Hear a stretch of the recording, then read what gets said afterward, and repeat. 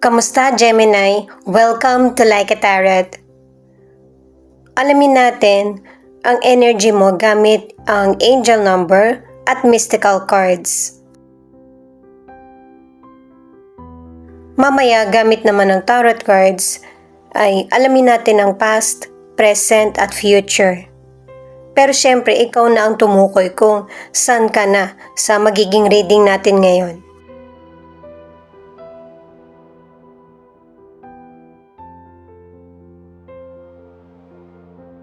Eight, 8, abundance and all good things are coming your way.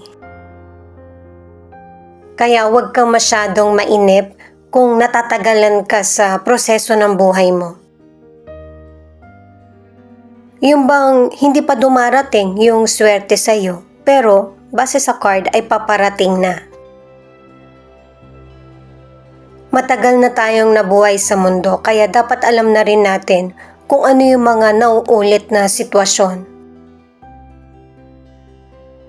Na kahit gaano man kahirap yung problem, ay nagkakaroon pa rin ng solusyon.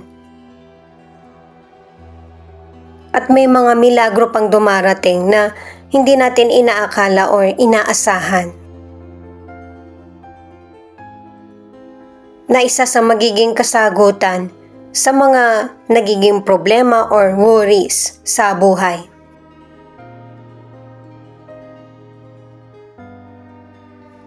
Ito na yung dalawang mystical cards mo.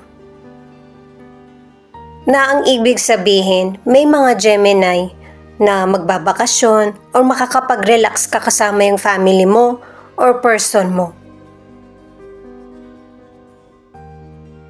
May mga sign din na ipinapahiwatig ng universe na guided ka.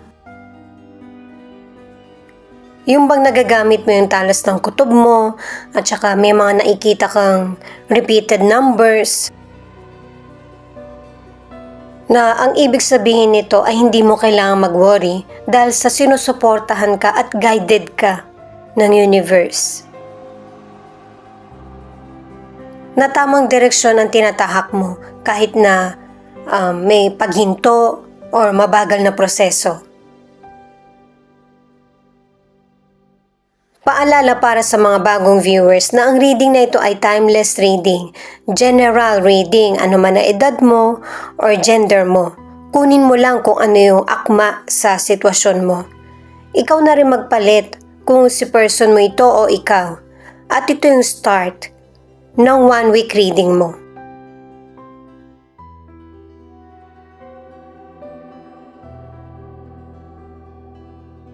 Ito yung mga cards mo para sa past. The Lovers, the Moon, the Sun.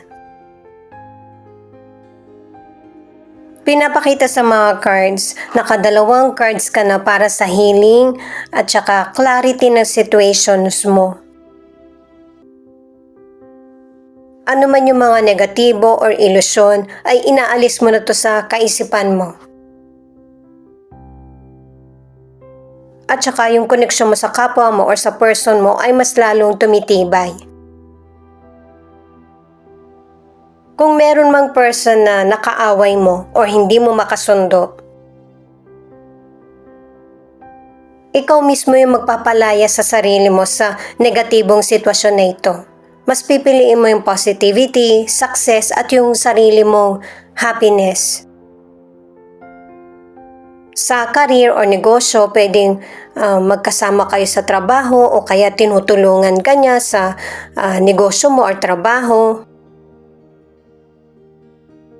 Posibleng person mo ito or kapwa mo na hindi siya masaya sa trabaho niya. Pero kapag ikaw yung kasama niya sa trabaho or sa negosyo, ginaganahan siya. Pwedeng katrabaho mo ito, person mo, or kapamilya na ikaw yung hinuhugutan niya ng lakas ng loob para mag-move on, magpatuloy sa trabaho or negosyo. Para sa ilang single, merong potential person na nakarelasyon mo o kaya sinusuyo ka niya, nagpapakita siya ng interes, pero marami kang nalaman na nangyayari dun sa person. posibleng may iba pa palang sinusuyo itong person o kaya meron talaga siyang ibang karelasyon. At ito yung naging dahilan para alam mo na kung ano yung dapat na relasyon na gusto mo para sa inyo. Pwedeng magkaibigan na lang or yung bang hindi na magkita. Ang ilan sa relationship, pinaparamdam ng person mo sa'yo na walang problema ang relasyon nyo. Pero nalaman mo rin kung ano yung mga lihim niya. Naagapan mo kung ano man yung mga problema na magiging sanhi ng paghihiwalay nyo. Kaya patuloy kayo ng person mo na nagsasama. Dahil sa pinakita na sa mystical cards na guided ka at saka nagagamit mo yung talas ng kutob mo sa mga dapat mong pag-ingatan or iwasan. The Star, Five of Cups, the High Priestess. Ito yung mga cards para sa present. Itong mga cards na ito, binibigyan ka ng payo na suriin mong maigi yung mga naiisip mo or nararamdaman kasi hindi lang ito para sa iyo.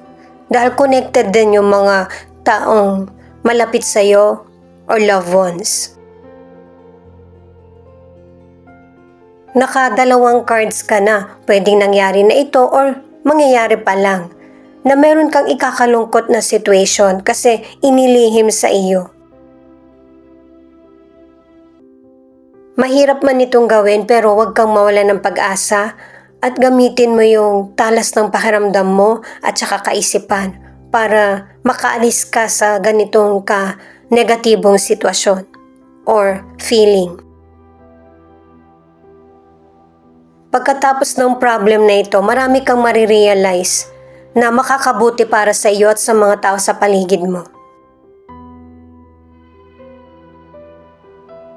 Ang ilan sa financial, kinakalkula mo kung ano yung mga nagagastos mo at kailangan mong gastusin. Pero kung meron kang business partner, person mo man ito, kapamilya, or kakilala, magsisimula siya ng pangsarili niya. Medyo mahirap sa umpisa yung adjustment kasi may ilan na ikaw na lang mismo yung mag-iisip para sa karir mo o kaya sa negosyo at lalo na sa pagbabudget. Pero mapagtatagumpayan mo pa rin. Para sa ilang single, kung kailan healing ka pa lang sa natapos na nakakalungkot na paghihiwalay nyo ng nakaraan na person, meron na namang person na darating sa buhay mo. Kasi may ilang Gemini na hindi nakikita sa aura mo na nagdadalamhati ka.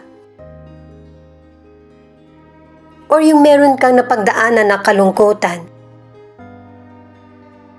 Dahil sa hindi hahayaan ng universe na patuloy na malungkot ka. Ang ilan sa relationship ay nagkahiwalay kayo ng person mo. Marami kang ibinigay na pagkakataon sa kanya para ma-save ang relationship nyo. Pero base sa mga cards, hindi ito nagiging sapat. Kaya mas matimbang sa'yo na piliin yung sarili mo. May ilan sa relationship na hindi ka pa makapag-let go. Ikinakalungkot mo pa lang ito. Pero may ilan sa inyo na ikaw na mismo talaga yung bumitaw sa relasyon. Nakadalawang cards ka na. Ace of Swords, Eight of Wands, Knight of Cups. Ito yung mga cards para sa future. Napansin ko lang sa mga cards mo na mas nakabuti pa sa'yo na nawala yung toxic kasi mas lalo ka pang batang tingnan. Ano man yung gender mo.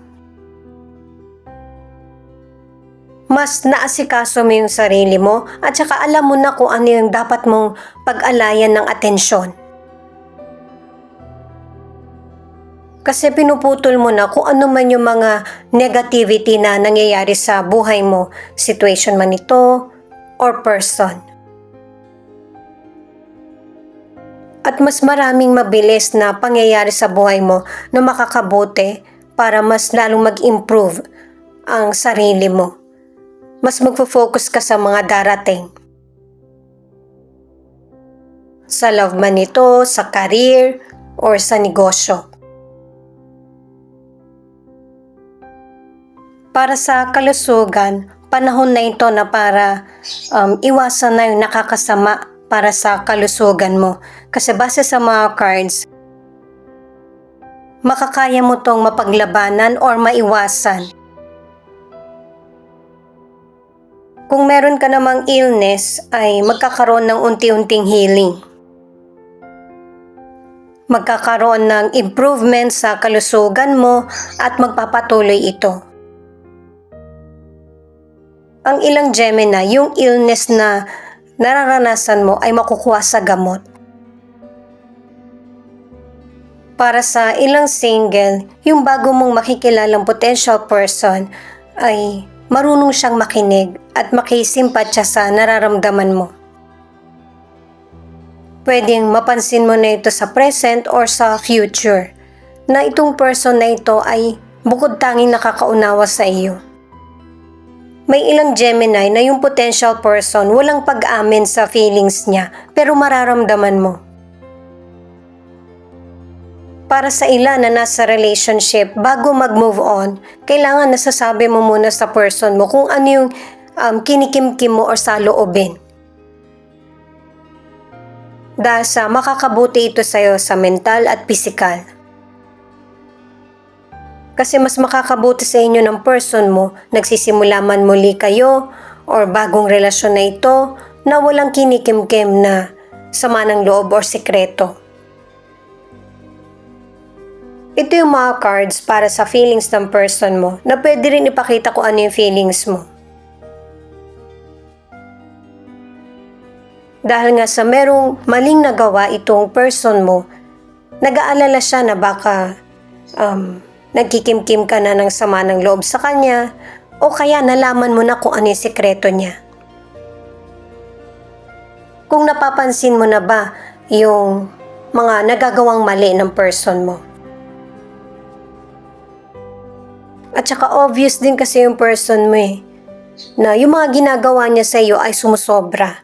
O kaya may mga bagay na hindi siya ginagawa na nagtataka ka bakit ito na yung ginagawa niya ngayon. Yung person mo mismo ang nagpupush na para mahuli siya. Hindi niya naiisip pa pero hindi kasi siya marunong magtago ng sekreto. Kung matagal na kayong tapos ng person mo, naka-move on na kayo pareho, ngayon ka nakahanap ng person na magpapasaya sa iyo at hindi masaya ang person mo na ganito yung nangyayari sa buhay mo. Doon na siya nakaramdam ng panghihinayang or takot na mag-isa. At syempre, kahit na bumalik man itong person mo or magkausap kayo, hindi mo na ito gusto na mangyari pa sa inyo. Pareho na kasi kayo ng person mo na nagkakaroon ng healing. Pero syempre, hindi pa to 100% na ito talaga yung nararamdaman nyo pareho. Mararamdaman mo na nakapag-heal na yung person mo kapag ka hindi na siya nangiistorbo sa iyo or wala na siyang pinapaalala. Ito yung naging dahilan kaya ang ilan sa inyo ay nagkahiwalay or nagkagulo ang relasyon dahil sa merong person na nakikigulo sa relasyon nyo na hindi mo to matanggap. Posible na matagal mo na tong alam na nagkaroon siya ng ibang karelasyon or iba't ibang naging karelasyon habang kayo. At yung nangyari sa inyo ng person mo ay lesson sa inyong dalawa. Siyempre, kung sino yung nagkamali, yun talagang makakaramdam ng hindi magandang balik mula sa may kapal or universe. Hindi ako yung nagdidesisyon yan, guys. Nangyayari talaga sa atin lahat yan kapag ka meron tayong nagawang mali. Na merong bad karma na balik, yung mga bagay na hindi natin nagagawa ng tama or maayos. Para sa ilan na nasa relationship, nagkahiwalay kayo ng person mo na walang naging kasulatan. At saka medyo matatagalan bago ka magkaroon ng bagong karelasyon. Kasi iba yung mas magiging focus mo. Hindi love, kundi yung paano maging stable ang pamumuhay mo. Aries, Aquarius, Capricorn, Sagittarius, Scorpio, Gemini. Ito yung ilan sa 12 zodiac sign na nangunguna sa reading na ito. Ito naman yung mga letra na posibleng andito yung letra ng pangalan ng person mo or letra ng pangalan mo. Thank you nga pala sa mga nag-like, share, comment, and subscribe. Ingat po kayo palagi saan man kayo naroon. I, V, P,